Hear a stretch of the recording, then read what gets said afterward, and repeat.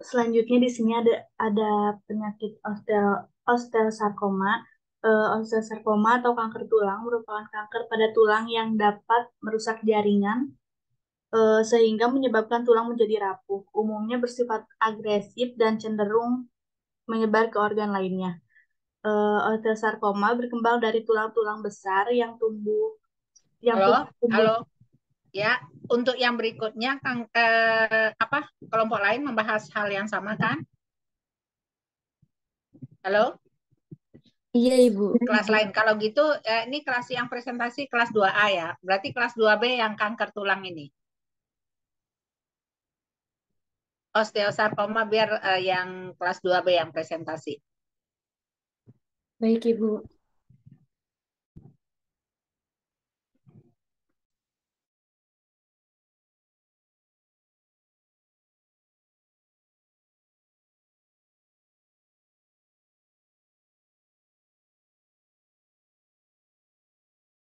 Apakah udah terlihat?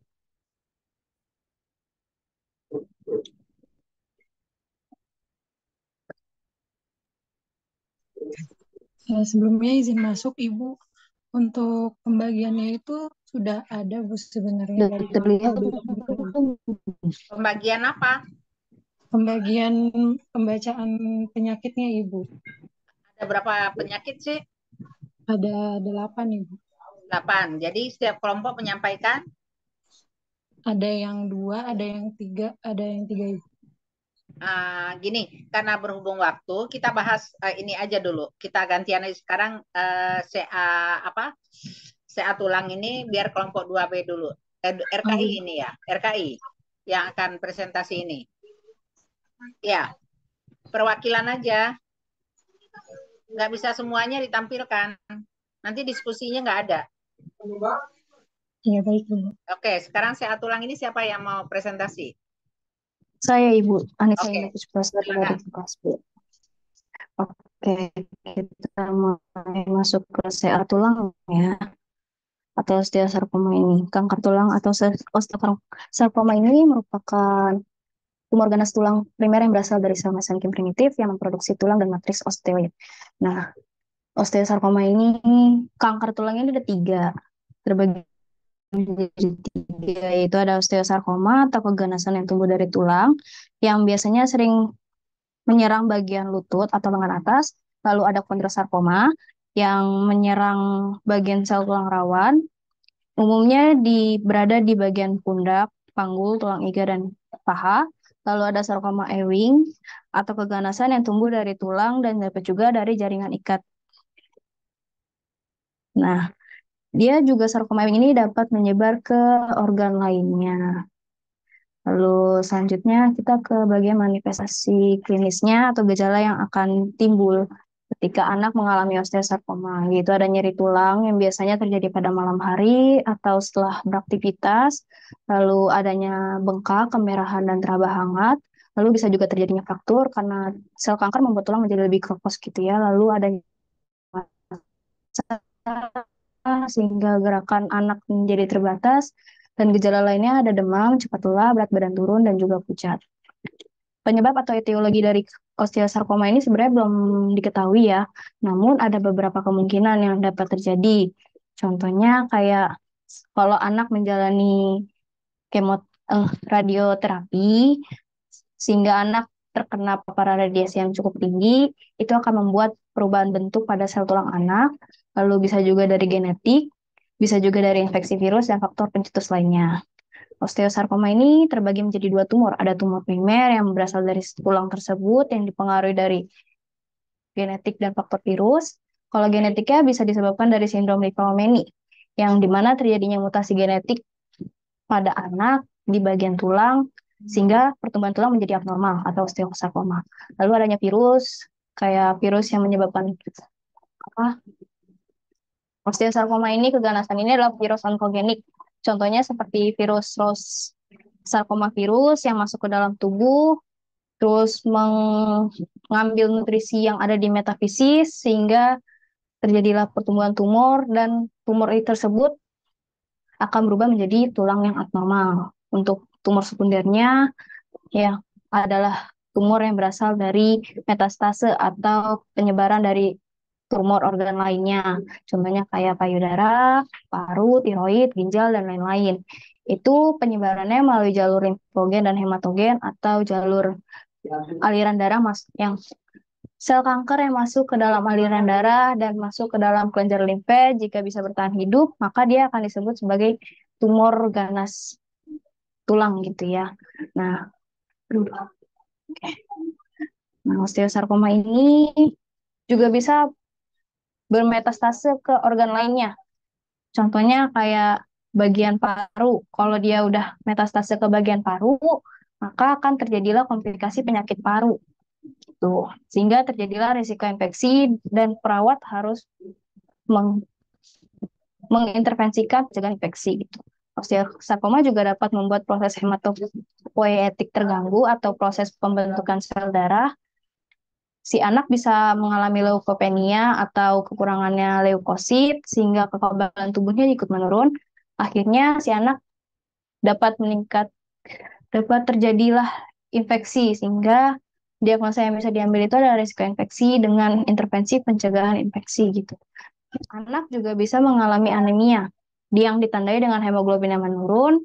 Karena hemoglobinnya menurun, otomatis suplai oksigen ke seluruh tubuh ikut menurun sehingga sehingga terjadi gangguan perfusi jaringan. Oleh karena itu, perawat dapat melakukan intervensi perawatan sirkulasi. Lalu selanjutnya, si anak juga bisa mengalami trombopenia. Trombopenia ini merupakan gangguan yang jumlah keping darahnya itu di bawah normal gitu ya, sehingga kalau anak sehingga terjadilah gangguan koagulasi darah atau proses pembukaan darah jadi terganggu. Kalau anak berdarah, otomatis bisa terjadi shock hipovolemik gitu ya. Nah, oleh karena itu si perawat harus menghindarinya dengan cara melakukan diagnosa risiko perdarahan dengan melakukan intervensi pencegahan perdarahan. Osteosarkoma ini juga membuat produksi osteoklas dan osteoblas itu menjadi abnormal. Kalau terjadinya osteoklas yang meningkat, maka otomatis fase osteolitiknya itu meningkat, fase reabsorpsi tulang. Nah, terus habis itu, kalau osteoklasnya meningkat, otomatis enzim proteolitik yang dibentuk oleh osteoklas ini ikut meningkat, sehingga dapat memecahkan matriks dan mensekresikan asam yang larutkan mineral. Otomatis sehingga kalsium dan fosfat itu masuk ke dalam aliran darah dan terjadilah kerusakan pada tulang atau destruksi. Kalau destruksinya itu terkena benturan, otomatis akan terjadi fraktur patologis sehingga si anak dapat mengalami gangguan mobilisasi fisik dan perawat harus melakukan intervensi yaitu dukungan imobilisasi. Kalau osteoblasnya meningkat, otomatis terjadilah fase osifikasi, di mana fase ini merupakan fase pembentukan tulang. Jika osteoblasnya meningkat, otomatis sekresi alkali atau kadar alkalinya juga ikut meningkat. Karena osteoblas itu mensekresikan alkali, mensekresikan osteoid gitu ya, seperti alkali fosfat ini.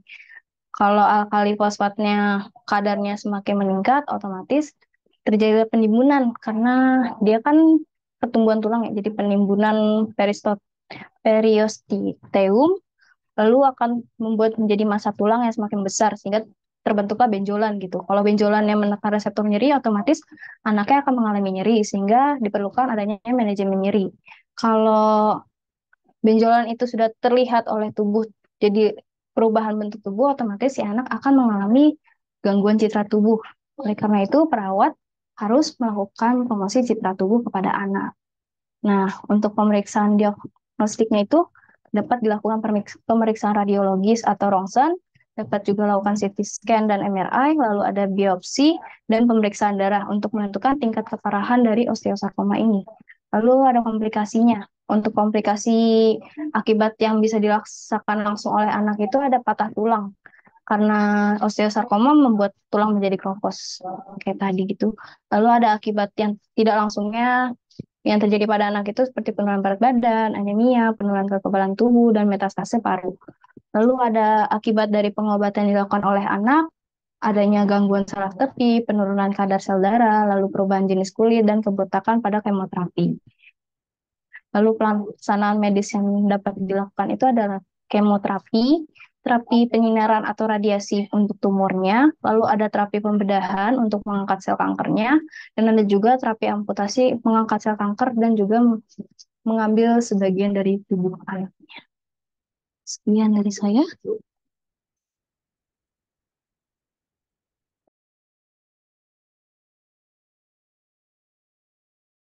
Bisa dilanjut dengan kelas RKI. Satu topik. Ya, untuk kelas RKI dipersilakan untuk memaparkan materinya.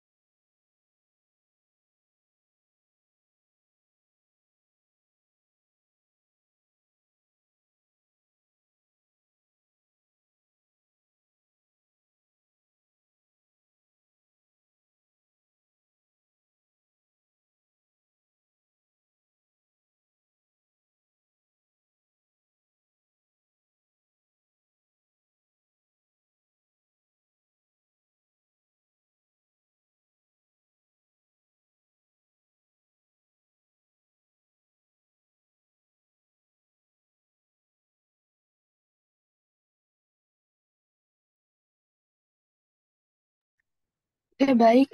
Ini merupakan penyakit rhabdomyosarcoma ya. Yang pertama, definisi dari rhabdomyosarcoma itu apa sih? Kanker yang tumbuh di otot rangka. Kanker jenis ini jarang terjadi dan lebih sering menyerang anak-anak. Rhabdomyosarcoma bisa menyerang semua bagian tubuh yang memiliki otot rangka, termasuk leher, dada, perut, daerah sekitar mata, dan juga tungkai. Lalu, etiologinya, rhabdomyosarcoma ini terjadi ketika sel rhabdomyoblast berkembang secara tidak normal dan tidak terkendali. Sel-sel ini kemudian membentuk tumor yang dapat merusak jaringan tubuh yang sehat dan menyebar ke seluruh tubuh. Lalu untuk komplikasinya, komplikasi rhabdomyosarcoma ini yang pertama kanker yang menyebar atau bermetastasis. Nah, rhabdomyosarcoma ini dapat menyebar dari titik awalnya ke area lain, membuat perawatan dan pemulihannya menjadi lebih sulit. Rhabdomyosarcoma ini paling sering menyebar ke paru-paru, kelenjar getah bening, dan juga tulang. Lalu yang kedua, efek samping pengobatan jangka panjang ya. Nah, kemudian simptomnya atau gejalanya. Tanda gejala ini bergantung pada lokasi kankernya ya. Misalnya, jika yang pertama ini, jika kanker berada di daerah kepala atau leher, tanda dan gejalanya itu akan sakit kepala, mata menonjol atau bengkak, pendarahan di hidung, tenggorokan, atau telinga. Lalu yang kedua, jika kankernya itu di saluran kemih atau sistem reproduksi, tanda dan gejalanya itu kesulitan buang air kecil dan darah. Kesulitan buang air kecil, lalu yang kedua kesulitan buang air besar dan juga massa atau perdarahan di vagina atau rektum. Lalu jika kankernya berada di lengan atau kaki, tanda dan gejalanya itu pembengkakan atau benjolan di lengan atau kaki, nyeri di daerah yang terkena meski terkadang tidak ada rasa sakit. Ya, selanjutnya itu ada tes diagnostiknya. Yang pertama itu ada X-ray, CT scan, MRI, dan juga ultrasound. Lalu untuk treatmentnya itu ada operasi, kemoterapi, dan juga terapi radiasi. Ya, bisa ke bawah. Nah, ini merupakan diagnosis dan juga rencana asuhan keperawatannya. Yang pertama, diagnosisnya nyeri akut. Nyeri akut yang berhubungan dengan agen pencedera fisiologis. Lalu, di sini tujuannya itu untuk tingkat nyerinya itu menurun. Kodenya L08066. Lalu kriteria hasilnya itu keluhan nyeri menurun, meringis menurun, lalu intervensinya manajemen nyeri. Identifikasi lokasi karakteritis, durasi, frekuensi, kualitasnya, lalu identifikasi respon nyeri nonverbal, berikan teknik non-farmakologisnya. Lalu yang diagnosis kedua,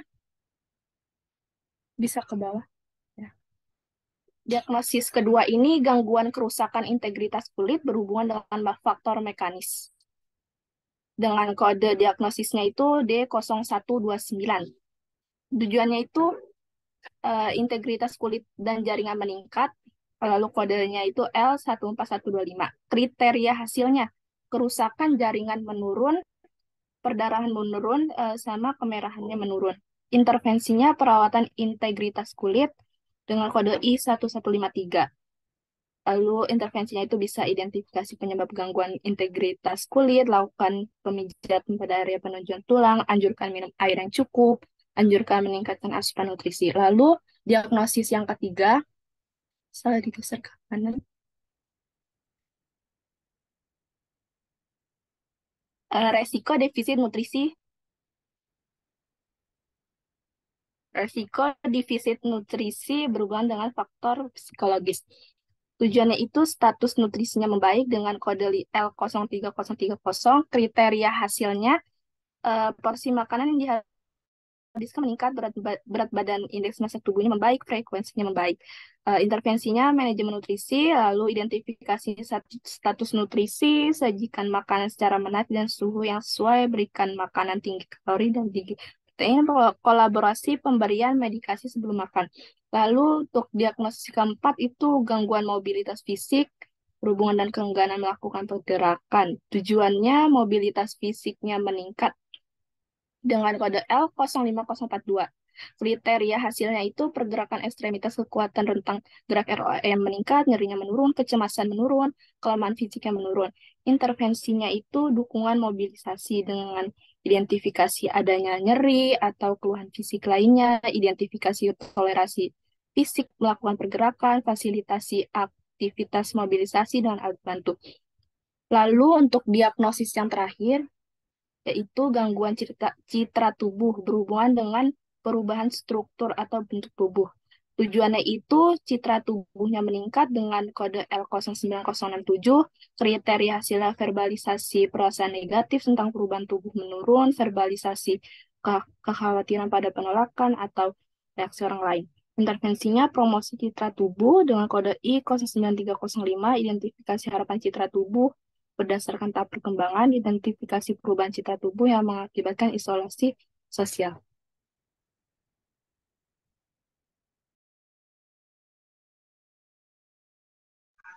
Ya, sebelum dilanjut, izin bertanya kepada Ibu Deswani, Bu. Ya, kita langsung diskusi aja. Dari 3 topik tadi, kita tampung dulu pertanyaan dari audiens ya. Kita diskusi, setelah itu kita lanjut lagi dengan topik berikutnya. Oh ya, baik Ibu. Sebelumnya saya mau bertanya, untuk resum itu ditulis tangan atau diketik ya Ibu? Tulis tangan. Dan untuk kelompok yang presentasi, apakah membuat resum juga atau tidak ya Ibu? Nggak usah, yang presentasi hari ini tidak, karena nilainya dari presentasi Ibu ambil. Ya, baik Ibu. Untuk teman-teman semua yang ingin bertanya kepada kelompok, boleh raise hand. Dibuka 3 pertanyaan dulu ya.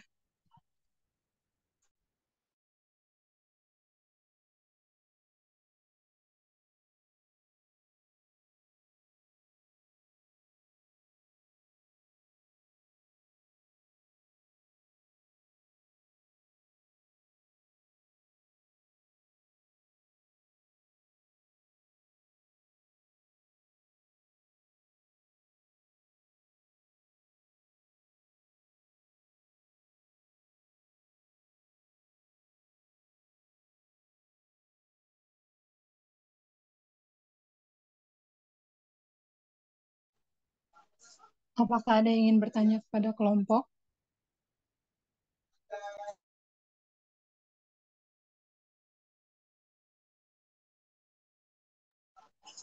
Baik, untuk Hertinayu dipersilakan untuk on mic. Iya, sebelumnya izin masuk moderator, saya apakah boleh bertanya kepada kelompok kelas lain ya?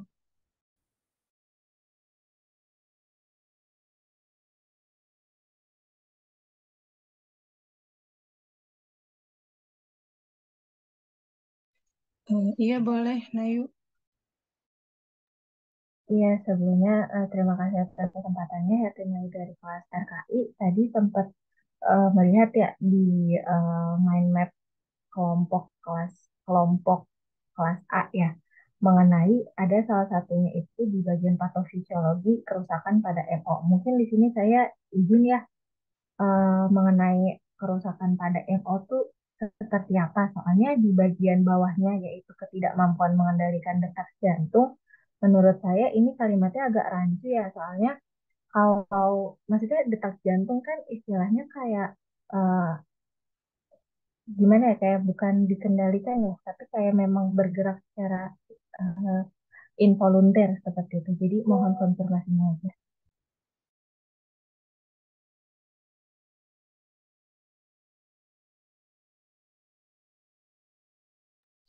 Baik, Nayu, boleh diketikin pertanyaannya juga ya di kolom chat. Selanjutnya untuk Farisha, boleh on mic. Ya, terima kasih moderator atas kesempatannya.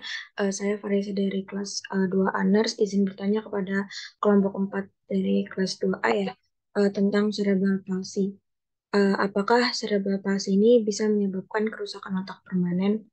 Ya, sekian pertanyaannya. Terima kasih. Baik, terima kasih Farisha atas pertanyaannya. Apakah ada yang masih ingin bertanya kepada kelompok?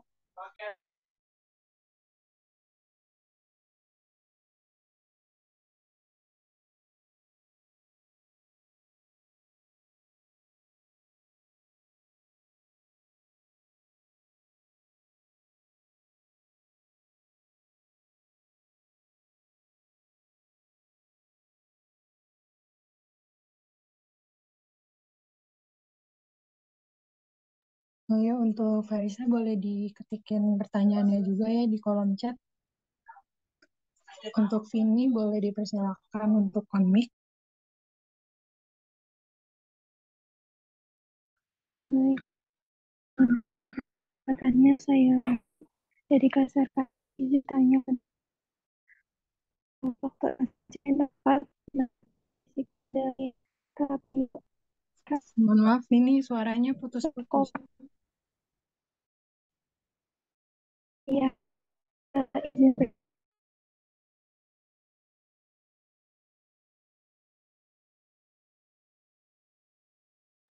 Boleh diketik di kolom chat aja, Vini, kalau ada gangguan jaringan.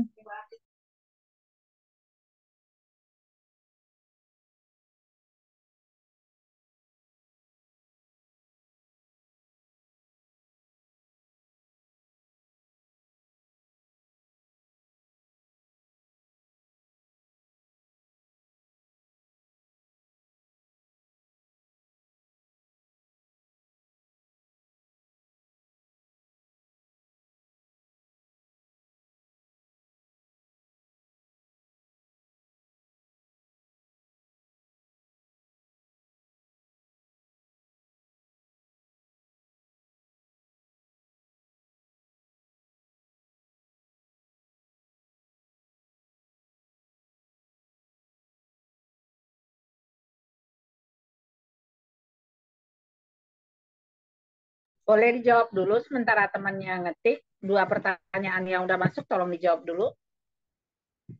Iya, untuk kelompok boleh dijawab pertanyaannya.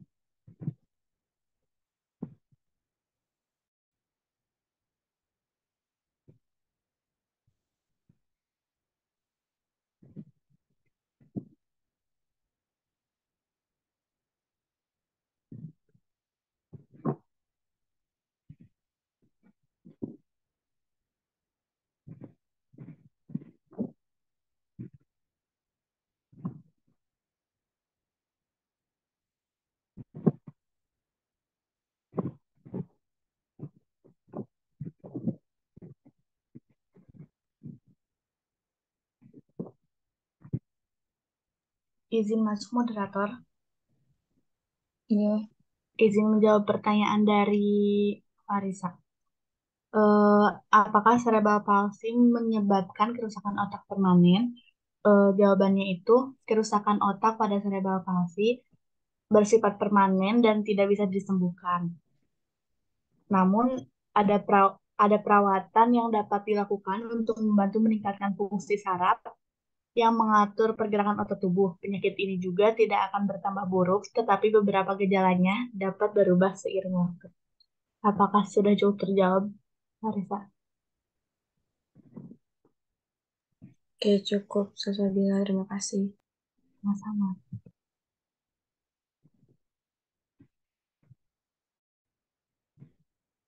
Ya, untuk kelompok boleh dijawab pertanyaan yang lainnya ya.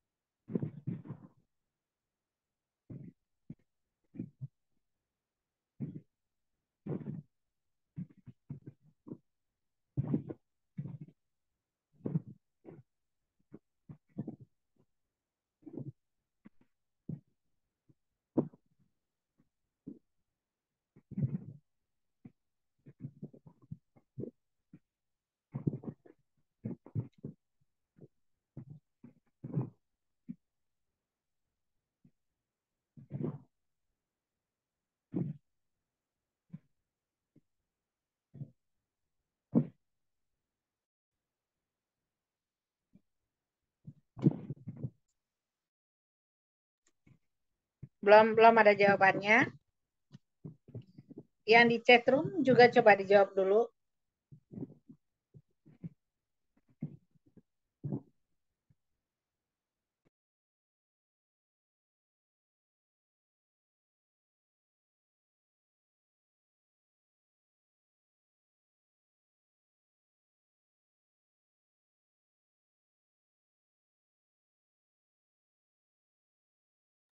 Ya, mungkin untuk kelompok lain yang tahu jawabannya boleh dibantu jawab ya.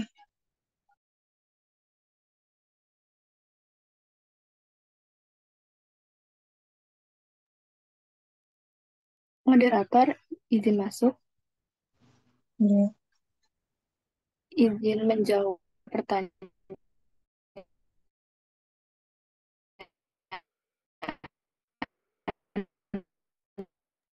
Maaf Putri, suaranya putus-putus. Di Vini,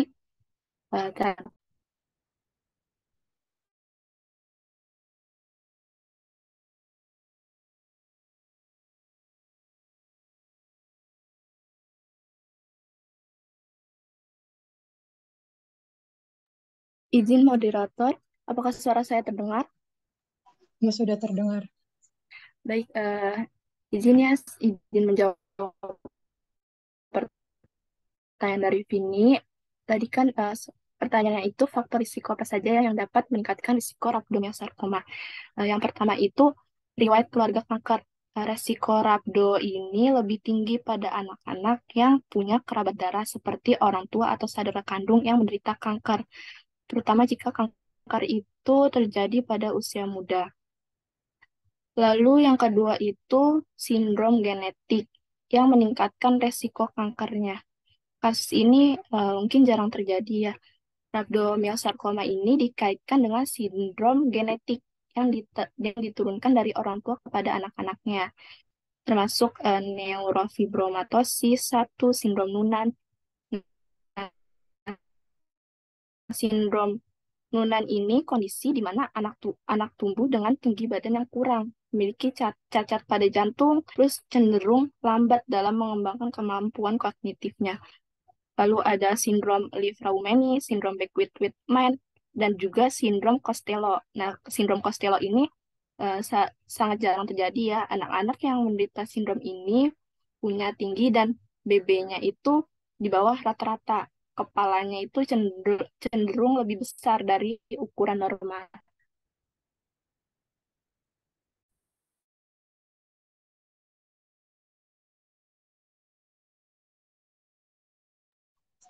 Ya, Vini, apakah pertanyaannya sudah terjawab?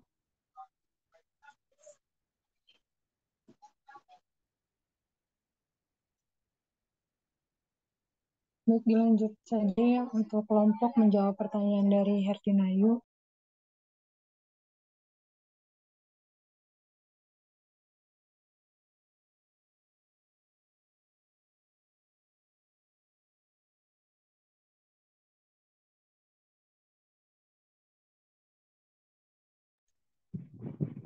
Baik, izin masuk moderator. Jadi persilahkan.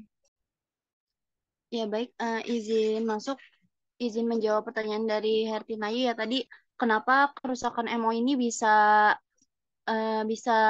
jadi ketidakmampuan mengendalikan detak jantung seperti itu. MO sendiri ini merupakan medula oblongata. Yang kita ketahui bahwa medula oblongata ini berperan untuk mengendalikan beberapa sistem. Salah satunya ini sistem pernafasan yang dimana mohon maaf, salah satunya sistem pernafasan, pencernaan, detak jantung. Jadi kalau misalnya pada medula oblongata ini rusak, otomatis tidak akan bisa secara mohon maaf tidak akan bisa secara sempurna gitu dalam melakukan uh, dalam melakukan apa sih? Dalam melakukan sistemnya gitu. Jadi kenapa sih kelompok ini mengangkat kerusakan MO? Karena jika MO rusak, otomatis akan mengganggu sistem detak jantung yang akhirnya nanti seperti misalnya otak ini membutuhkan oksigen. Jika MO-nya rusak, otomatis tidak bisa mensuplai oksigen ini ke otak, sehingga nantinya akan menimbulkan cerebral palsy seperti itu. Apakah sudah jelas, Hertinayu?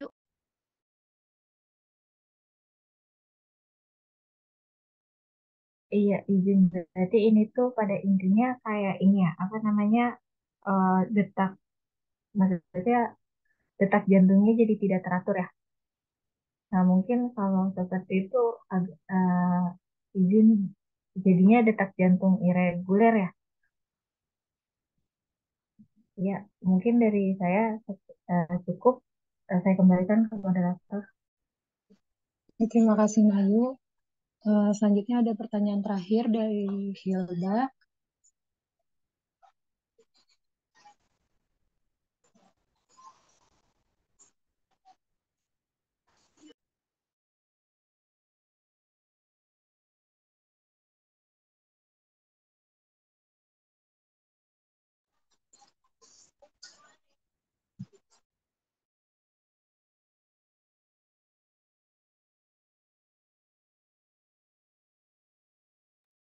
Baik, karena sudah selesai semua pertanyaannya, bisa dilanjutkan untuk memaparkan materi lagi dari kelompok 4 kelas A.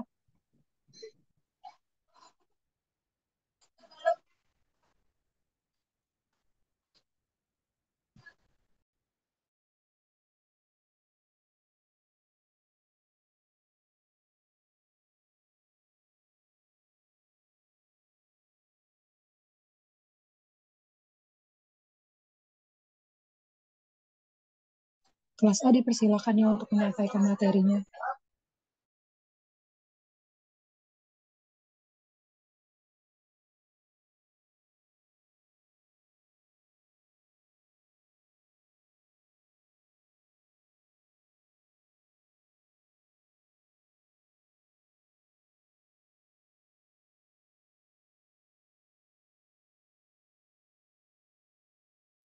Baik, di sini ada penyakit skoliosis. Definisi skoliosis itu sebuah kondisi kelainan tulang belakang yang ditandai dengan adanya pembengkokan tulang ke arah samping dengan membentuk kurva S, di mana pada keadaan normal tidak ada pembengkokan tulang ke arah samping. Nah, umumnya ini kondisi ditemui oleh anak yang berada pada masa pertumbuhan. Kemudian ada manifestasi klinik. Yang pertama itu bahu kanan dan kiri tidak sama tingginya. Biasanya terjadi karena membawa tas yang berat dan hanya tertumpu pada salah satu pundak saja, yang akhirnya keadaan ini akan membuat tulang melengkung ke salah satu sisi karena kurva tulang belakang tidak normal. Lalu yang kedua ada tulang punggung secara abnormal mengarah ke arah samping. Terjadi ketika penderita sering menelungkup saat belajar seperti menulis sambil tiduran di meja dalam kurun waktu yang lama. Lalu yang ketiga ada panggul yang miring. Ini biasanya terjadi karena kebiasaan cara duduk yang salah. Contohnya itu kayak menyilang kaki, menduduki sesuatu yang lebih tinggi seperti dompet taruh di belakang saku celana. Lalu kemudian ada manifestasi klinik yang keempat, ada apabila derajat skoliosis lebih dari 60 derajat, biasanya mengalami sesak pernafasan. Kemudian ada kelelahan pada tulang punggung setelah duduk atau berdiri lama. Lalu kemudian ada penata laksanaan skoliosis. Yang pertama itu ada Milwaukee Brace, yaitu merupakan treatment pertama yang berhasil digunakan untuk skoliosis idiopatik. Untuk contoh alatnya itu seperti gambar di sebelah kiri, biasanya digunakan untuk skoliosis yang berkurva ganda. Kemudian yang kedua ada Boston Brace. Boston Brace ini contoh alatnya seperti gambar yang di sebelah kanan biasanya digunakan untuk skoliosis yang berkurva tunggal. Nah, kedua alat tersebut ini untuk membantu menopang tubuh dan mengurangi rasa sakit tulang belakang yang timbul. Lalu penata laksanaan yang ketiga ada operasi. Operasi skoliosis ini merupakan pilihan pengobatan yang dapat membuat tulang belakang menjadi lurus kembali, sekaligus memperbaiki postur tubuh dengan mengurangi serta menghilangkan rasa sakit.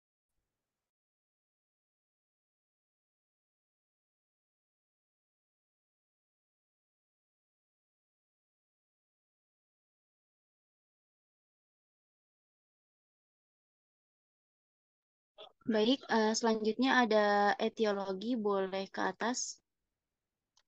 Ya, boleh ke atas. Ya, mohon maaf, ini yang di sini merupakan jenis-jenis dari skoliosis ya, yang tadi udah dibacakan oleh Nanda. Untuk etiologinya sendiri, ini adanya pertama penyebab genetik. Ini banyak studi klinis yang mendukung bahwa pola pewarisan dominan autosomal ini, lalu multifaktorial dan atau X-linked ini merupakan etiologi dari skoliosis. Lalu yang kedua ini adanya postur yang mempengaruhi terjadinya skoliosis, seperti postur yang pada saat anak-anak menulis itu mengakibatkan terjadinya skoliosis. Lalu ada abnormalitas anatomi vertebra di mana lempengan epifisis ini pada sisi kurvaturnya cekung menerima tekanan tinggi yang abnormal sehingga mengurangi pertumbuhan, sementara pada sisi yang cembung menerima tekanan lebih sedikit yang dapat menyebabkan pertumbuhan yang lebih cepat. Lalu etiologi yang keempat ini adanya ketidakseimbangan dari kekuatan dan massa kelompok otot di punggungnya. Untuk patofisiologinya boleh ke bawah.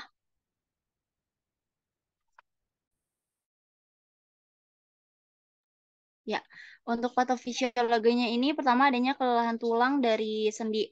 Ini akan mengakibatkan kekakuan otot sehingga akan menghambat untuk bergerak. Lalu timbullah masalah keperawatan yaitu gangguan mobilitas fisik dengan intervensinya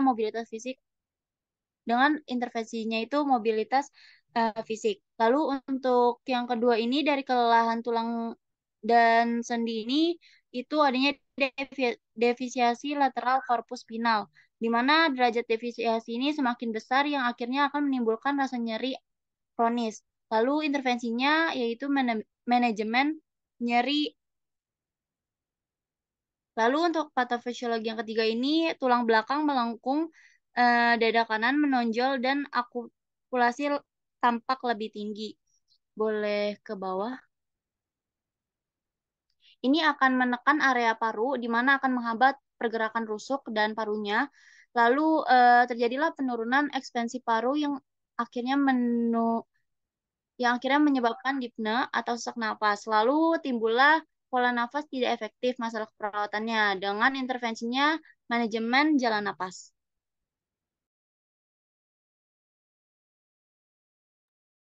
Mungkin sekian mengenai skoliosis yang dibawakan oleh kelompok A. Terima kasih.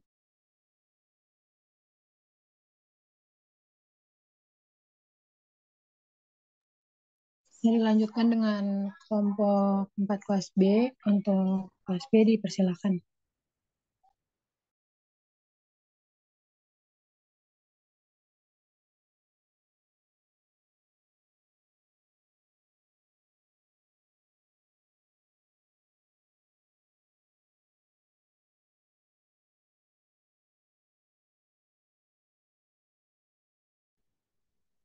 Baik, poliomyelitis ini lebih dikenal dengan sebutan polio adalah salah satu penyakit yang menyerang sistem saraf dalam tubuh. Penyakit yang dapat menimbulkan kelumpuhan permanen pada penderitanya. Penyakit polio ini disebabkan oleh infeksi virus yang bernama poliovirus. Virus ini termasuk dalam golongan human enterovirus yang bereplikasi di usus dan dikeluarkan melalui tinja. Polio dapat menyerang pada usia berapapun, terutama menyerang anak-anak di bawah usia 5 tahun. Nah, virus polio ini memasuki tubuh melalui mulut, dalam air, atau makanan yang telah terkontaminasi dengan bahan feses dari orang yang terinfeksi. Virus berkembang biak di usus yang menyebabkan terinfeksinya saluran usus dan diekskresikan oleh orang yang terinfeksi di feses, yang dapat menularkan virus ke yang lain. Kemudian, setelah terinfeksi, virus ini juga dapat memasuki aliran darah dan mengalir ke sistem saraf pusat, menyebabkan melemahnya otot dan kadang kelumpuhan yang dinamakan paralisis. Poliomyelitis terbagi dua, yaitu paralisis dan non-paralisis, atau yang tidak menyebabkan kelumpuhan. Dampak dari paralisis ini menyebabkan gangguan hospitalisasi, lalu selanjutnya menyebabkan ansietas pada penderitanya. Setelah itu terjadi perubahan kekuatan otot dan menyebabkan imobilisasi dengan diagnosa hambatan mobilitas fisik.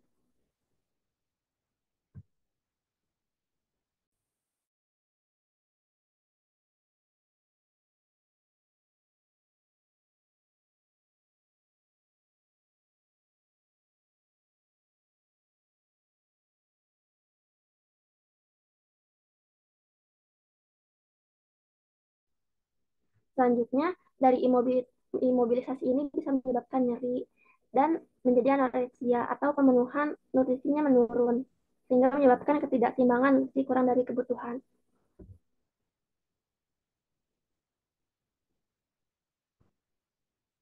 Selanjutnya ada tanda dan gejala. Yang pertama itu polio non paralisis. Yang pertama demam, yang kedua radang tenggorokan, yang ketiga sakit kepala, yang keempat muntah, yang kelima lemas, yang keenam meningitis. Selanjutnya untuk polio paralisis, yang pertama itu ada nyeri otot, yang kedua otot terasa menegang, yang ketiga lengan dan tungkai terasa sangat lemas, yang keempat penurunan atau bahkan kehilangan refleks tubuh.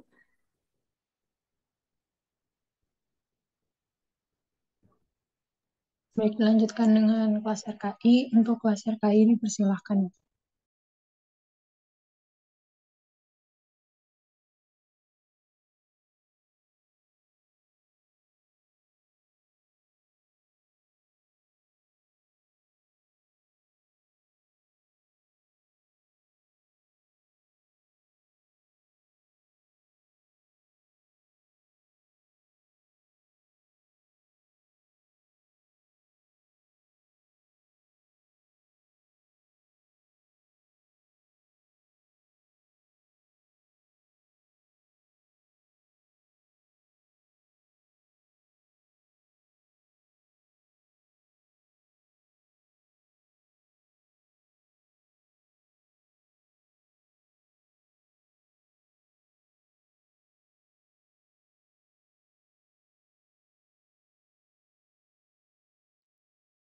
Okay, so I will move with this topik. Kita akan membahas neuroblastoma. Pertama dari definisi, neuroblastoma is a pediatric cancer derived from neural cells, typically arising in the adrenal glands or abdominal sympathetic chain. And this neuroblastoma most common cancer in children under 1 year old and is much less common in those older than 5. Ini kenapa disebut pediatric cancer karena kasusnya di anak-anak, terjadi di anak-anak. Nah, most commonnya ini terjadi di rentang usia di bawah dari 1 tahun, di bawah 1 tahun, dan terjadi less common, maksudnya itu minim terjadi di atas 5 tahun. Nah, untuk etiologinya tersendiri, there are two factors, internal and external factor. Nah, internal ini bisa dari gen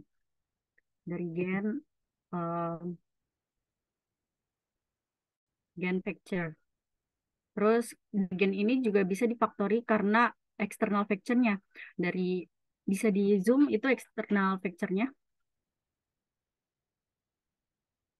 Ada dari paparan lingkungan, bisa dari polusi udara, asap rokok, juga bisa dari food that contain chemical substance yang banyak mengandung zat kimia, terus juga unhealthy lifestyle, terus juga adanya radiasi, terus bisa juga karena mutagen.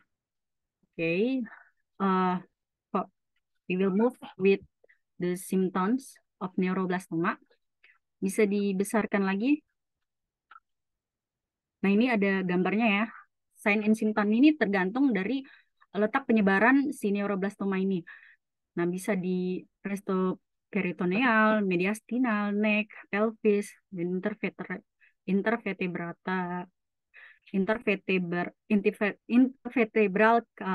cleft. Nah, ini yang di abdomen itu akan terjadi edema atau pembekakan di abdomen, dinding abdomen. Terus di leher juga bisa. Terus juga ada kekakuan di tulang punggung belakang. Terus juga bisa ada kalau di pelvis dia bisa mengakibatkan sulitnya defekasi dan urinary retention atau retention urinary. Kita langsung move aja ke pathway-nya. Oke, pathway-nya dari 2 factors tadi, etiologi, dia akan menyerang ke medula adrenal, attacks the adrenal medulla and sympathetic nervous system, kemudian akan mengalami proliferatus, suppress surrounding tissue and invade normal cell, akan berkembang di sekitaran jaringan-jaringan yang sel-sel yang normal di dalam tubuh. Nah, akibatnya dia akan membuat jaringan baru, yaitu jaringan tumor ini, yaitu neuroblastoma. Nah, neuroblastoma ini dia akan bermetastase atau bahkan akan menyebar sesuai dengan lokasinya. Misalnya dia kalau misalnya menyebarnya di sistem respirasi, bisa di scroll ke bawah. Dia akan menyebar ke paru-paru. Di situ dia akan meningkatkan hormon epinefrin atau hormon adrenalin. Terus juga akan meningkatkan respiratory rate, pernapasan. Terus dari akibat itu dia akan mengalami sirkulasi udara. Dia akan mengalami ketidaksempurnaan sirkulasi udara terutama di oksigen. Nah, akibatnya oksigennya menurun dan penderita akan menyebabkan sesak. Bisa di scroll ini, habis udara menurun, blown, dan akhirnya terjadi masalah keperawatan ketidakefektifan pola nafas. Nah, bila terjadi di darah, di scroll lagi, di darah, di blood akan bermetastase ke pembuluh darah, terus kemudian dia akan meningkatkan heart rate atau kecepatan nadi akan meningkat. Terus kalau nadinya meningkat, dia akan menyebabkan tekanan darah juga meningkat. Nah, karena tekanan darahnya meningkat, dia bisa berisiko untuk pecah pembuluh darah. Dan ketika dia pecah, dia akan mengalami anemia. Terus ketika dia anemia, si penderita akan mengalami gangguan pada sistem saraf. Dan stimulasi receptionnya is impaired, ada terganggu. Nah, terjadilah masalah keperawatan growth and development disorders. Oke. Bila terjadi di brain atau di otak, Dia bisa bermetastase di sistem saraf,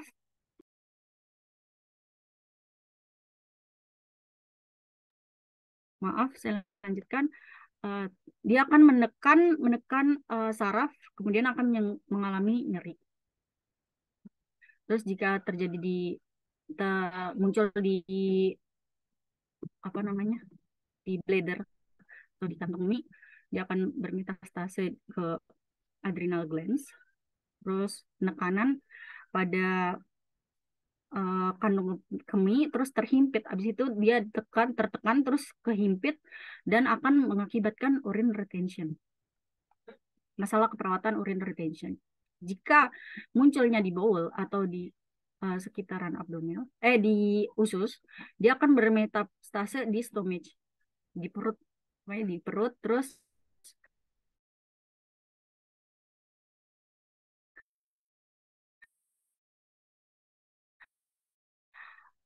pragmanya tertekan dan kita akan mengalami atau dan terjadilah masalah perawatan defisit nutrisi. Yang terakhir, ketika dia muncul di tulang, dia akan menyebar ke korda spinalis dan terjadilah pendarahan Patissier. Terus penderita ini akan mengalami kelemahan lengan dan tungkai. Jadi ada masalah activity intolerance. Nah, kita move ke apa namanya, penata laksanaan medis sebelah kiri.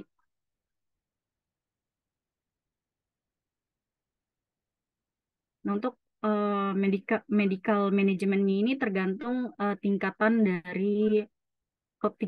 keparahan dari neuroblastoma ini. Stadium neuroblastoma ini semakin parah apa enggak? Kalau semakin parah itu dia semakin sulit diangkat semua. Nah, untuk stage 1 and 2 ini, tumor of this stage can be treated only by surgery without any acute or long-term sequel. Jadi cuma bisa dia bisa dioperasi aja without any acute or long-term sequel. Nah, tapi untuk stage 3 ini, dia sudah harus di kemoterapi. Selain dioperasi, dia juga harus di kemoterapi. Untuk bayi yang kalau bayi yang terkena terus dia stadium 4, dia harus melakukan konvensional kemoterapi.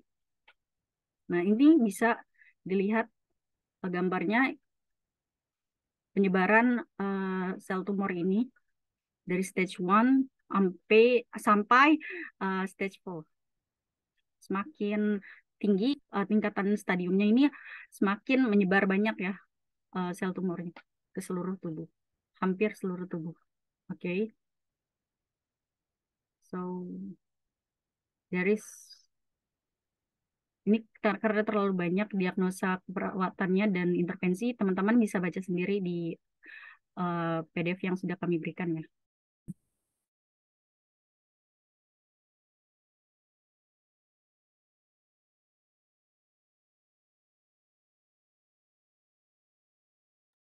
Baik,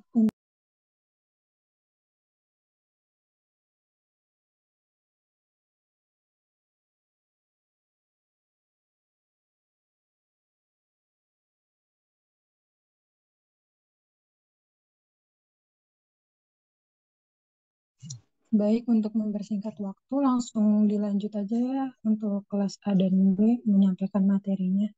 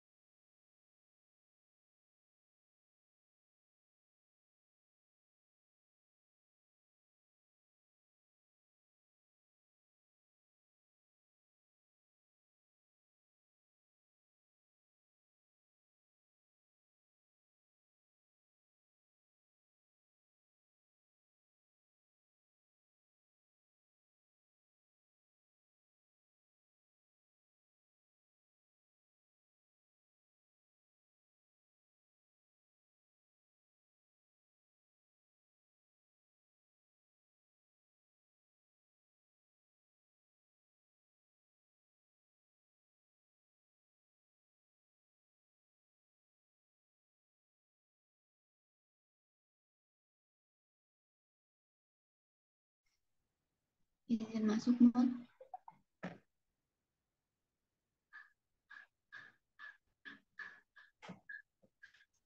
Ya, Kansa dipersilakan.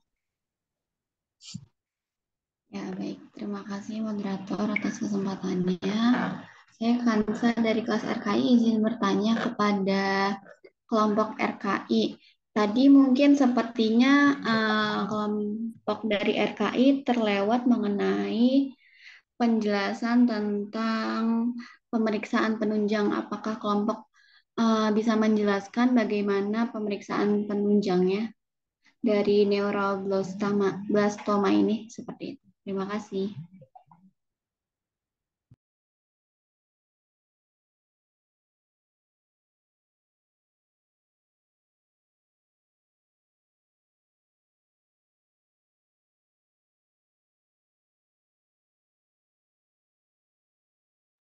Baik, apakah masih ada yang ingin bertanya kepada kelompok? Kalau tidak ada, kelompok boleh ya untuk Indriana boleh unik. Ya, terima kasih moderator atas kesempatannya. Saya Ai Indriani dari kelas 2A. Izin bertanya kepada kelompok dari kelas A tadi yang menjelaskan tentang skoliosis. Pertanyaannya itu, apakah skoliosis ini termasuk eh, pada disabilitas? Terima kasih. Baik, terima kasih atas pertanyaannya. Untuk Fazwa Fidayanti, dipersilakan untuk unik. Ya, izin masuk moderator. Saya Faza dari kelas 2A. Izin bertanya pada kelompok A. Terkait penyakit skoliosis, apabila pengidap tidak mengetahui bahwa mempunyai penyakit skoliosis ini, apa yang akan terjadi? Baik, terima kasih atas pertanyaannya. Untuk pertanyaannya dibatasi dulu ya untuk kelompok. Dipersilakan untuk menjawab. Dan pertanyaan dari Uda juga ada di kolom chat.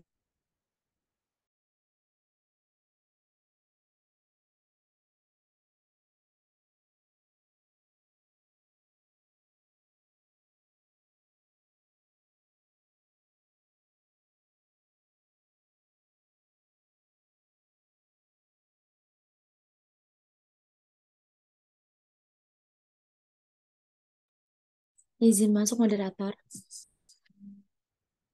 Ya, dipersilakan. Izin menjawab pertanyaan dari Fazwa Firdayanti terkait penyakit skoliosis jika pengidap tidak mengetahui bahwa mempunyai skoliosis dan tidak ditangani, apa yang akan terjadi. Jadi jika skoliosis yang dibiarkan tanpa penanganan itu bisa menambah derajat kemiringan tulang belakangnya. Nah, kondisi tersebut akan mengganggu kemampuan paru untuk mengembang sempurna karena adanya penyempitan pada ruang paru akibat tulang belakang yang melengkung, sehingga dapat menyebabkan keluhan sesak napas. Selain itu juga dapat terjadi masalah jantung, dan jika terus dibiarkan mungkin saja kelumpuhan dapat terjadi. Apakah sudah cukup terjawab, Fazwa?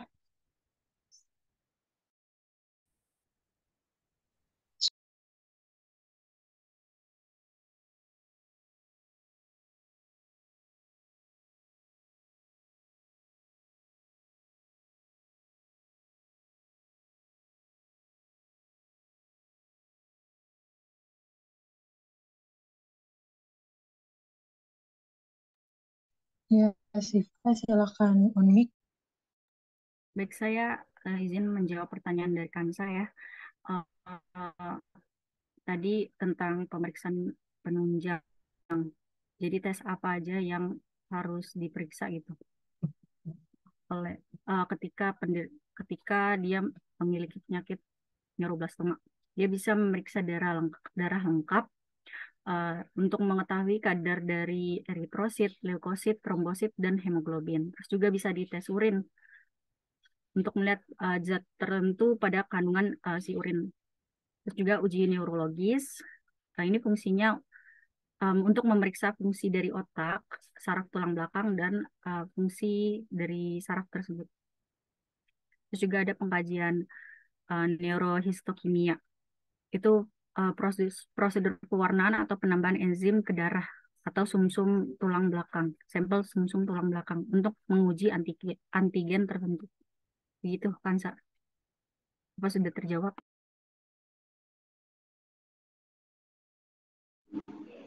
Ya baik, sudah cukup terjawab sih Pak. Terima kasih atas jawabannya.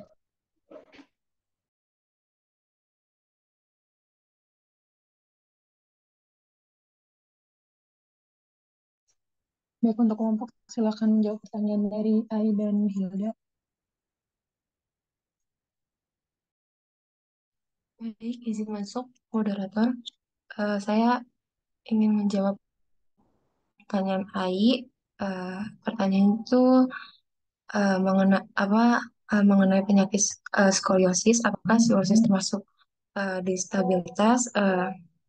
Itu jawabannya skoliosis sendiri ini kan merupakan kondisi melengkungnya tulang belakang ke samping secara tidak normal.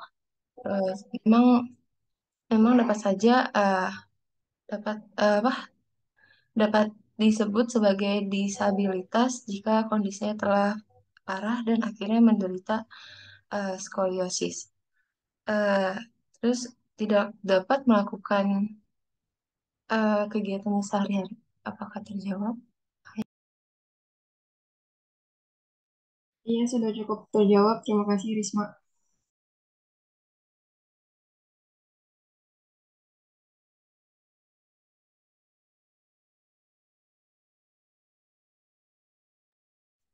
Baik, untuk kelompok silakan menjawab pertanyaan dari Hilda yang ada di kolom chat.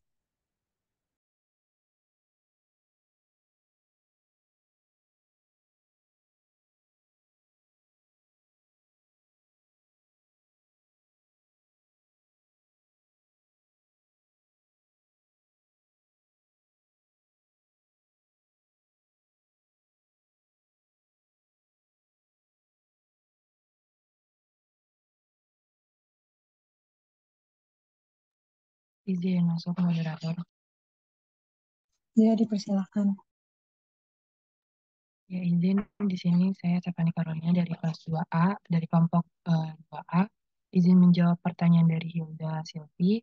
Jadi untuk pertanyaannya ini, apakah penggunaan brace ini dapat bisa meluruskan spinal cord, dan juga apakah bagaimana mekanisme dari uh, alat brace ini. Jadi sebenarnya untuk penggunaan alat brace ini tidak dapat menyembuhkan skoliosis, tapi dapat mengefektifkan untuk pencegahan perkembangan kelengkungan dari skoliosis ini agar tidak bertambah derajat pembengkokannya. Lalu untuk mekanisme dari uh, manage skoliosis ini dapat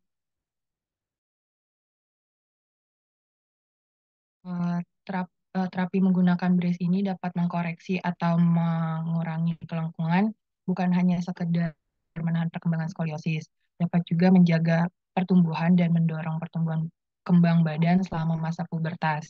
Jadi mekanisme brace ini digunakan sesuai bentuk tubuh kepada uh, orang yang mengalami skoliosis dan menekan pada bagian tubuh pada titik tertentu yang mengalami kelengkungan dengan pemakaian biasanya itu 22 jam setiap harinya. Apakah sudah cukup jelas, Hilda, untuk jawaban dari kelompok?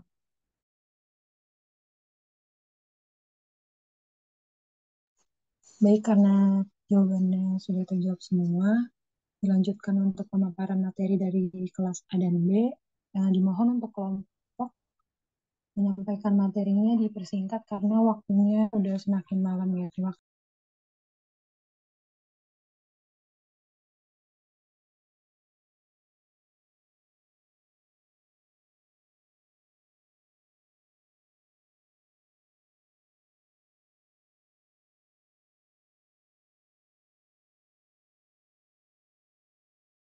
Ya, moderator, mana masih ada? Masih Ibu dua lagi. Dua pertanyaan lagi ya. Dua Dua, materi dua lagi. materi lagi. Oke, yuk segera Iya. ya. Udah cukup malam ini.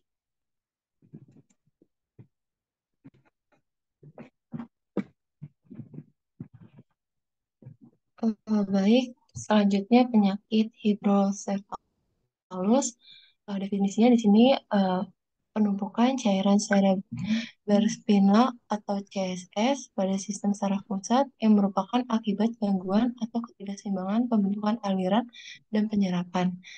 Eh, itu etiologinya eh, faktor menurut Subagio tahun 2019 usia kehamilan itu paling dominan dan berpengaruh secara signifikan pada kejadian malfungsi spiral ventriculoperitoneal dan faktor prenatal maupun perinatal yaitu satu kebiasaan merokok selama kehamilan, dua hipertensi kronis maternal, tiga preeklamsia, keempat itu ekslampsia, dan kelima itu konsumsi alkohol selama kehamilan dan diabetes mellitus gestasional.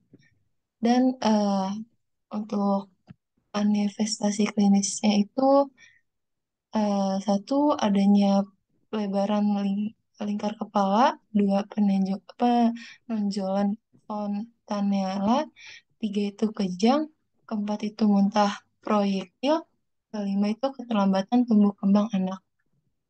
Dan penata klinisnya itu adanya penata laksanaan klinisnya itu adanya operasi pemasangan sun dan kedua operasi FIT. Pada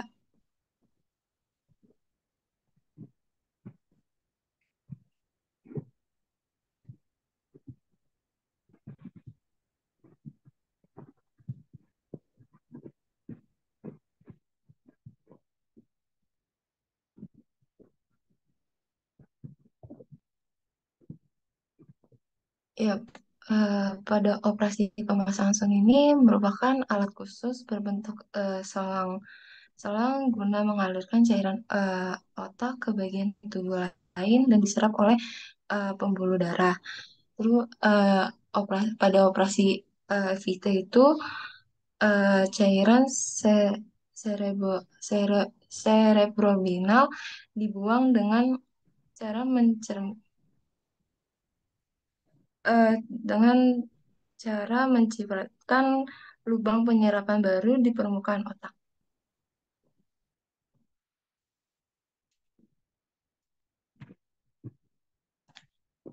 Ya, selanjutnya di sini ada jenis dari hidrosefalus. Yang pertama ada hidrosefalus communicans, yang dimana penumpukan cairan disebabkan oleh gangguan penyerapan cairan cerebrospinal.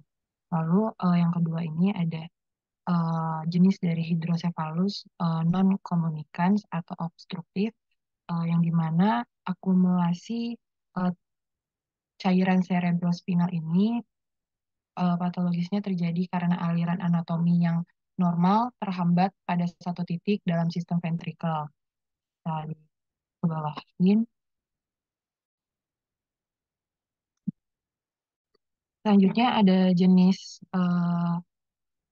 yang lain. Yang pertama ini ada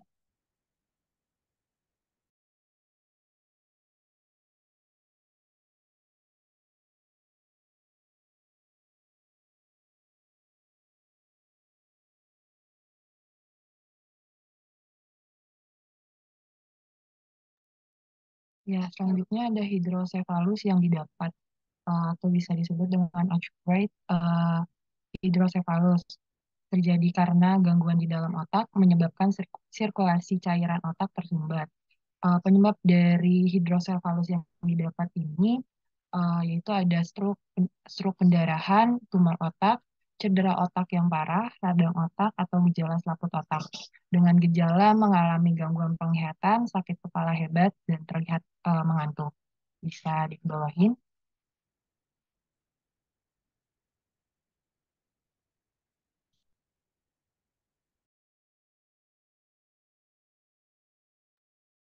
Ya, bisa diturunkan ke bawah. Ya, selanjutnya ada jenis yang keempat, yaitu ada hidrocephalus congenital, yaitu kelainan bawaan yang terjadi akibat gangguan di dalam kandungan ibu saat hamil. Nah, penyebab dari hidrocephalus congenital ini yaitu adanya cytomegalovirus, rubella, mumps, sifilis, atau toksoplasma dengan gejala yaitu kulit kepala bayi tipis dan pembuluh darahnya dapat terlihat dengan jelas, napas tidak teratur, bayi kurang responsif. Bisa diatasin.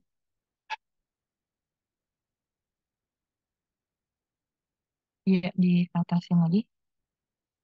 Ya, selanjutnya di sini ada patofisiologi. Dari patofisiologinya ini, pertama desakan pada otak dan selaput meningen yang dapat menyebabkan vasokonstriksi pembuluh darah otak yang berakibat terganggunya aliran darah ke otak. Dari gangguan aliran darah ke otak ini dapat menyebabkan hipoksia cerebral yang dimana dapat menurunkan fungsi neurologis. Bisa dibawain sedikit. Dari adanya penurunan fungsi neurologis ini dapat mengganggunya tumbuh kembang anak terganggu. Lalu terjadi gangguan pertumbuhan dan perkembangan. Lalu pada gangguan aliran darah ke otak ini juga dapat menyebabkan dapat berakibat kepala ini dapat membesar, di mana kulit yang dimana dengan ada timbulnya kulit merenggang hingga tipis dan juga pasien tidak dapat bergerak atau menggerakkan kepala. Bisa dibawahin. Yang dapat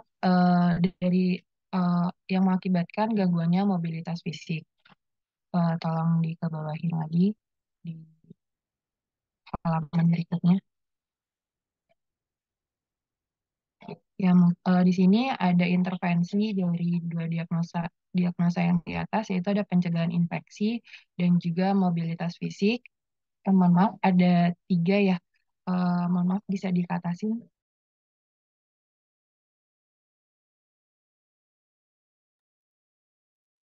Ya, mohon maaf, ada satu tertinggal. Jadi dari setelah adanya hidrocephalus ini terjadi pada anak, ini bisa dilakukan pemasangan sun yang seperti sudah dijelaskan tadi.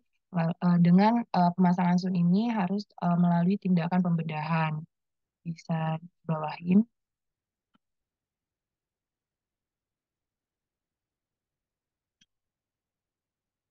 Terus ke bawah.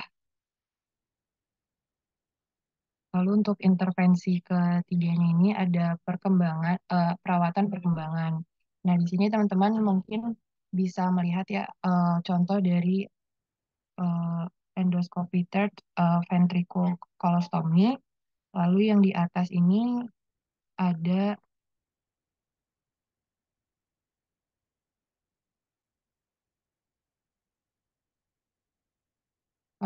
di atas ini dengan alat yang berwarna biru ini pemasangan sun. Bisa dibawain lagi sedikit. Ya, di gambar. Ya, jadi teman-teman di sini contoh gambar dari anak yang mengalami hidrocephalus. Sekian dari materi hidrocephalus. Dikembalikan ke moderator. Terima kasih. Baik, terima kasih. Selanjutnya untuk kelas B. Untuk kelas B dimohon untuk bacanya tuh inti-intinya saja ya, dipersingkat karena waktunya sudah malam. Terima kasih.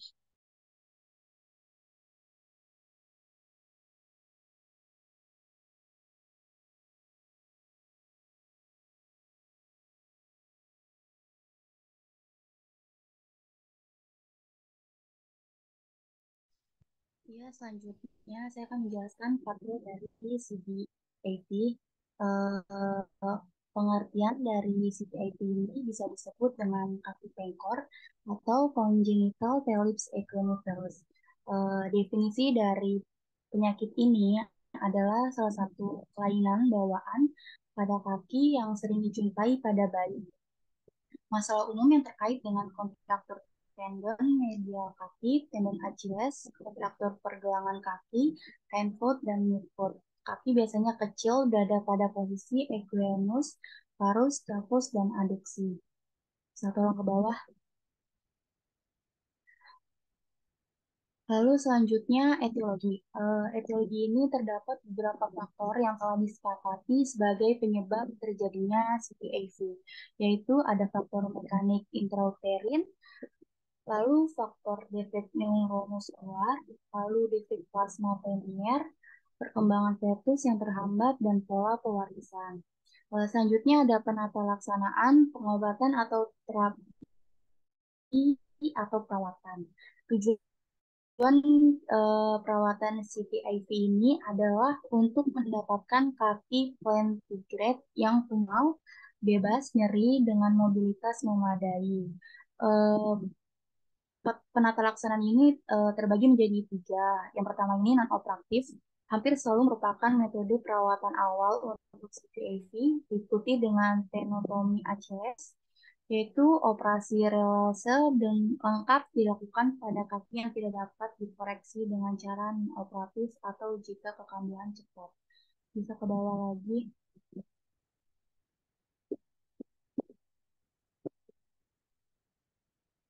Iya, bisa tolong ke bawah.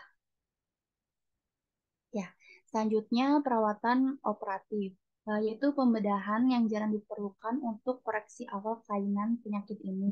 Tingkat intervensi bedah turun hingga di bawah 5% dari 80% yang dibutuhkan di era pra-Ponseti. Tujuan dari operasi ini adalah yang pertama, pelepasan lengkap sendi, lalu pemanjangan tendon sehingga kaki dapat diposisikan secara normal tanpa ketegangan berlebihan, dan pengetahuan terperinci tentang anatomi patologis. Lalu yang terakhir, ada perawat konservatif. Perawatan harus dimulai lebih awal, sebaiknya dalam 2 minggu pertama setelah lahir, terdiri dari manipulasi yang diulang setiap minggu dengan kaki diimobilisasi penggunaan gips. Selanjutnya,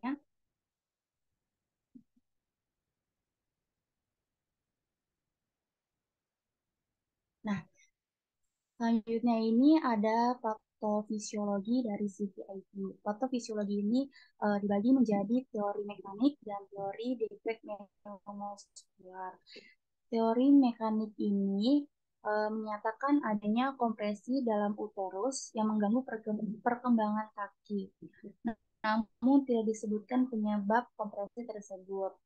Lalu teori defek neuromuskular berawal dari asumsi yang didasarkan pada studi morfometrik yang menemukan predominan serat otot tipe 1 dibandingkan serat otot tipe 2 pada bagian posterior kaki yang mengalami kompartemen. Bisa ke bawah lagi. Nah, selanjutnya ada tanda gejala. Tolong ke bawah sedikit lagi. Nah ya, tanda gejala ini bisa dilihat perbandingan gambar kaki normal dan kaki clubfoot pada bayi. Jadi kaki normal ini terlihat normal, biasa aja. Dan yang sebelahnya ini abnormal, terlihat bengkok ke dalam dan ukurannya lebih kecil. Ya, ke atas lagi. Selanjutnya komplikasi.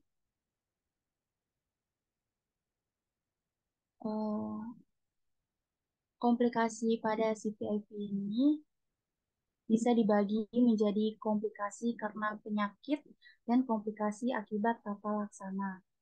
Komplikasi akibat kondisi clubfoot itu sendiri adalah penurunan mobilitas, disabilitas, dan penurunan kualitas hidup. Lalu adapun akibat tata laksana. Akibat tata laksana dari clubfoot ini antara lain yaitu kerusakan kulit, cedera saraf, dan gerak sendi terbatas. Lalu selanjutnya diagnosa dari CPIV. CPIV ini ditegakkan berdasarkan anamnesis, pemeriksaan fisik, dan pemeriksaan penunjang. Pada anamnesis Pada anamnesis, perlu diketahui riwayat perinatal dan riwayat dalam keluarga. Lalu pada pemeriksaan fisik ditemukan kaki belakang membentuk equinovarus dengan adanya aduksi kaki depan dan adanya calvus. Lalu dalam pemeriksaan penunjang yang dapat dilakukan ialah ultrasonografi, X-ray atau bisa juga dengan MRI. Pemeriksaan MRI ini dapat bermanfaat dalam memperlihatkan kelainan polips equinovarus pada fetus, terlebih khusus bila dicurigai memiliki kelainan kompleks. Dengan pemeriksaan ini dapat dideteksi anomali tambahan seperti pada pasien sistem neurobolik. Mungkin cukup dari CTIP, saya serahkan ke Terima kasih kelompok sudah memaparkan materi. Untuk sesi terakhir itu dibuka 2 pertanyaan saja. Untuk yang ingin bertanya boleh raise hand.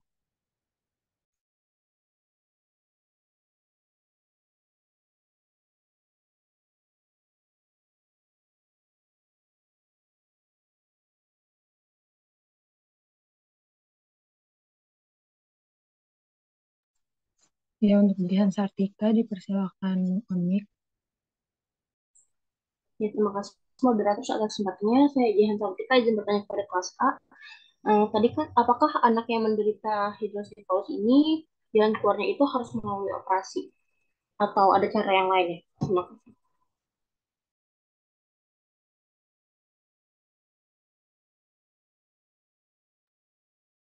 Baik, terima kasih atas pertanyaannya. Satu pertanyaan lagi.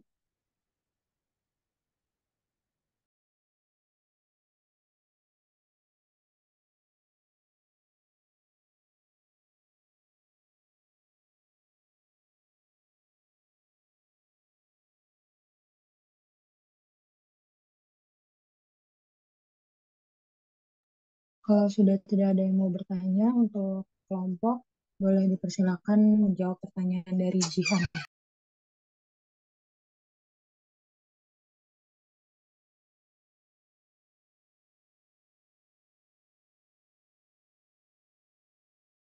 Izin masuk moderator. Iya, dipersilakan. Izin menjawab pertanyaan dari Jihan Sartika. Pertanyaannya, apakah anak yang menderita hidrosefalus ini dan keluarnya harus melalui operasi atau ada yang lain? Jadi, jika sudah dipastikan anak tersebut mengalami hidrosefalus, maka harus dilakukan operasi untuk memasukkan selang sehingga cairan otak yang tersumbat dapat dialirkan. Kalau tidak, dikhawatirkan perkembangan motorik dan kecerdasannya akan terhambat karena jaringan otak tidak dapat berkembang dengan baik. Nah, obat itu hanya menolong sementara sambil menunggu tindakan operasi. Maka semakin cepat dilakukan operasi, maka juga semakin baik untuk perkembangan anak tersebut. Apakah sudah cukup terjawab, Jihan? Ya, sudah cukup. Terima kasih.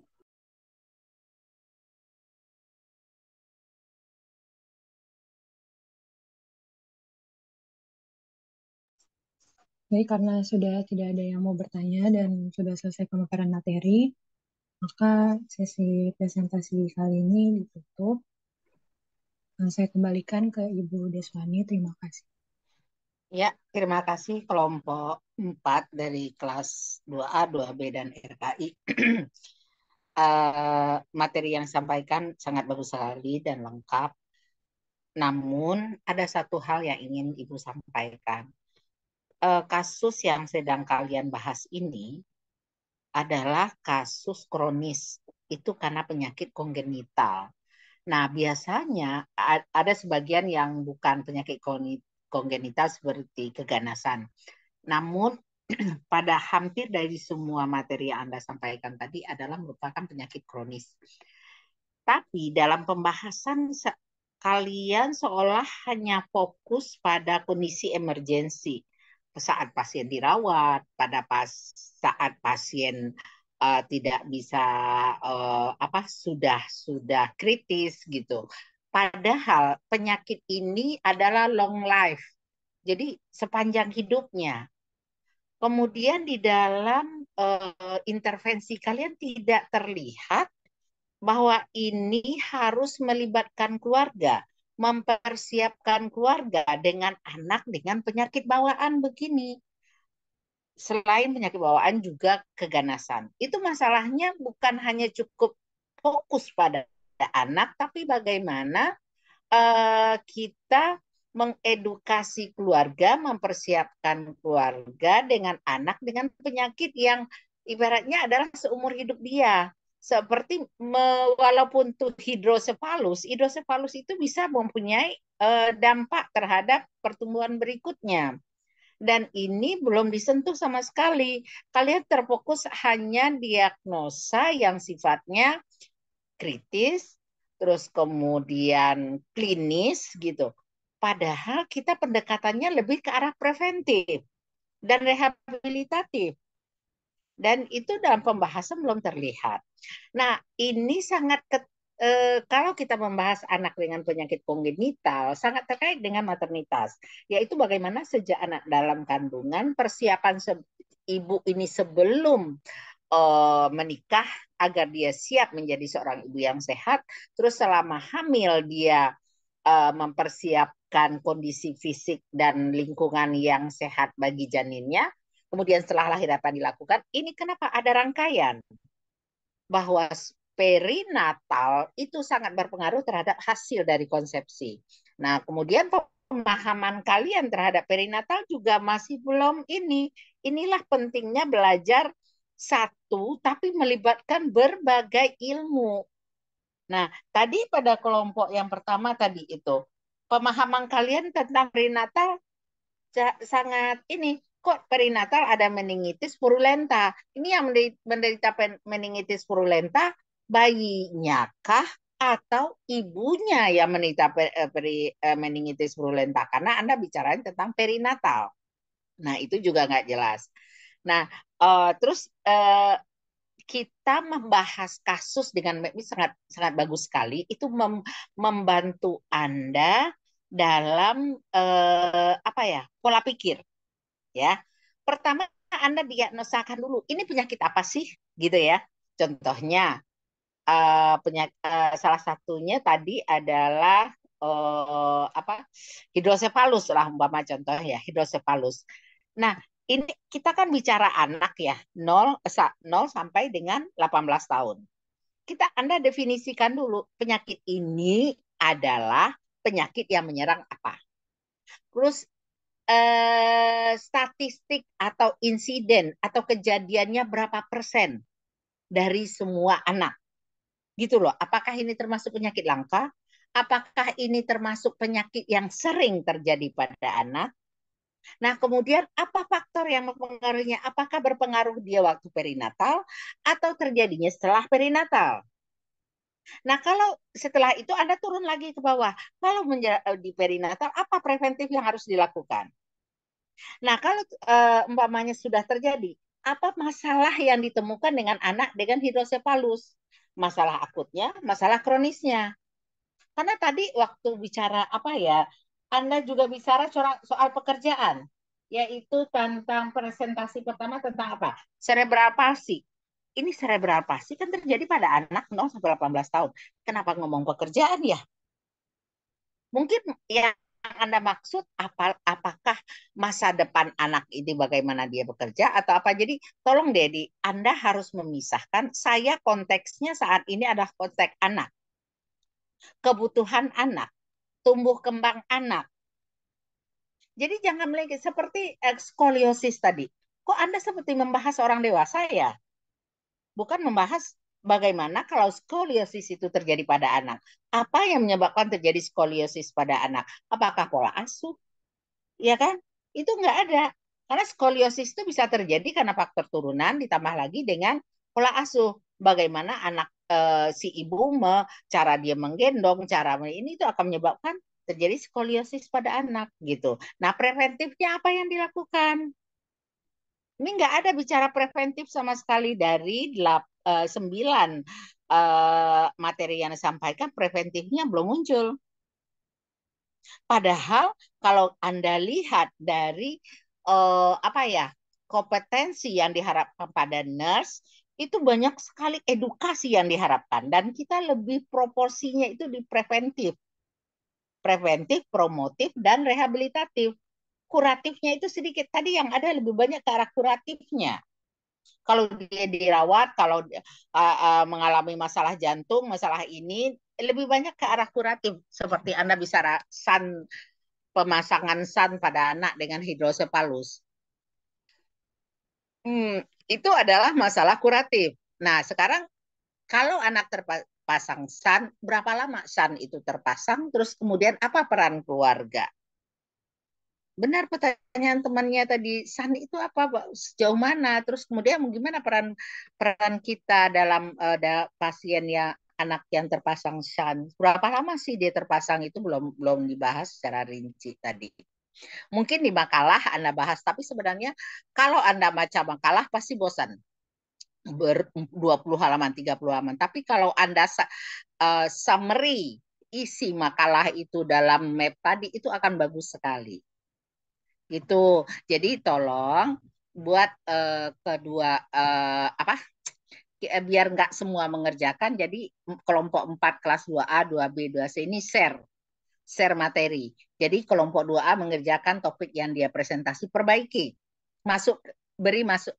Perbaiki sesuai masukan saya. Di situ ada preventifnya kalau memang terkait dengan proses pertumbuhan janin, Anda jelaskan di situ preventif yang dilakukan apa supaya penyakit ini tidak terjadi. Gitu ya.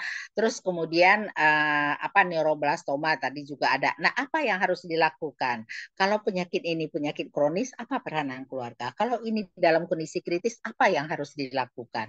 Jadi diagnosanya itu jangan hanya terfokus satu aja. Anda rincinya boleh di makalah, tapi secara keseluruhan isi makalah ini bisa Anda masukkan dalam bentuk skema tadi. Itu menunjukkan alur pikir kalian. Jadi dengan itu kalian jadi belajar. Waktu saya belajar anak, saya bisa mengintegrasikan ilmu KMB saya, ilmu anatomi fisiologi saya, ilmu matematika saya, terus kemudian ilmu farmakologi saya. Nah, tadi juga ada medikamentosa, memperbaiki perilaku. Waduh, nih ngomong apa kalian ini? Kok nggak baca dulu medikamentosa itu obat apa? Kenapa larinya ke perilaku? Gitu ya. Jadi tolong deh. Ini udah semester 4 loh sekarang nih. Kemampuan analisis Anda itu udah benar-benar dituntut sekarang. Ya. Jadi tidak bisa hanya sekedar presentasi coplok sana paste sini, tapi Anda tidak pahami. Harus dipahami bagaimana kalian mengintegrasikan ilmu-ilmu yang ada dalam satu pada saat Anda membahas kasus. Begitu ya. Ini belajar nih. Nanti untuk selanjutnya pendekatannya akan seperti ini. Kita membuat kalian tidak cukup hanya buat makalah gitu, tapi kalian tidak paham sebenarnya dalam membuat makalah ini konsep apa aja yang kalian terapkan. Ya, Ibu rasa cukup, tapi udah bagus apa yang kalian sampaikan, itu menjadi pembelajaran Ibu juga ya. Kenapa kita nggak menggunakan pendekatan ini dalam membahas kasus-kasus di maternitas? Nah, nanti untuk selanjutnya mungkin kita ke arah sini juga. Jadi untuk mengasah kemampuan analisis mahasiswa. Nah, ini akan sangat membantu kalian dalam menghadapi pasien nanti. Jadi begitu ketemu pasien neuroblastoma atau pasien osteosarkoma, kalian udah terbiasa berpikir osteosarkoma ini adalah penyakit ini. Ini disebabkan oleh etiologinya ini, faktor risiko ini, pasien ini akan mengalami ini. Jadi dalam otaknya pola pikirnya itu udah tertanam, sehingga waktu mendekati pendekatan pada pasien, kalian sudah punya konsep apa yang harus kalian fokuskan gitu ya. Oke, sampai di sini tolong diperbaiki makalahnya yang kalian buat. Jadi nggak usah memperbaiki semua, nanti akan Ibu lihat. Jadi akan di-share nanti makalah, bukan makalah, map kalian itu diperbaiki sesuai masukan saya. Nanti akan Ibu satukan, jadi kita akan punya 9 skema tentang penyakit yang kalian bahas yang sudah diperbaiki sesuai masukan Ibu hari ini. Ada yang mau ditanyakan terkait dengan diskusi kita hari ini? Tolong dibaca lagi ya. Kalau kalian nggak paham, langsung lihat aja deh. Browser langsung. Jadi jangan menampilkan sesuatu yang kalian sendiri tidak paham gitu. Ya. Oke. Nah, sekarang kita ambil ini dulu. Ambil screenshot untuk kelas 2A, raise hand, sehingga bisa muncul kelas 2A semua ya. Ya, silakan kelas 2A dulu.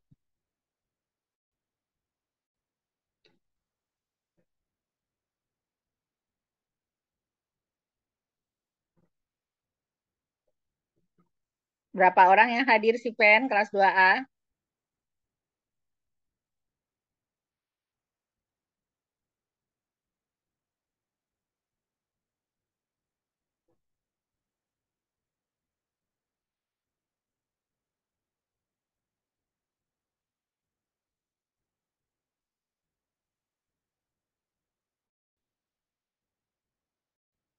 Si Pen kelas 2A, berapa orang yang hadir?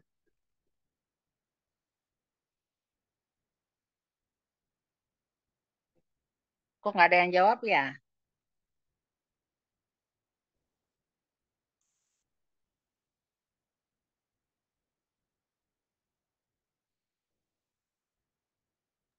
Izin menjawab, Ibu, ada 41. 41. Oke, berapa orang yang tidak hadir? Ini baru masuk jadi 115. Padahal dari tadi cuma 109. Jadi ada yang baru datang ini. Oke, kelas 2B. Izin Ibu untuk kelas 2A belum di screenshot Ibu. Oh, belum. Maaf Ibu, sebentar. Untuk kelas 2A bisa raise hand kembali.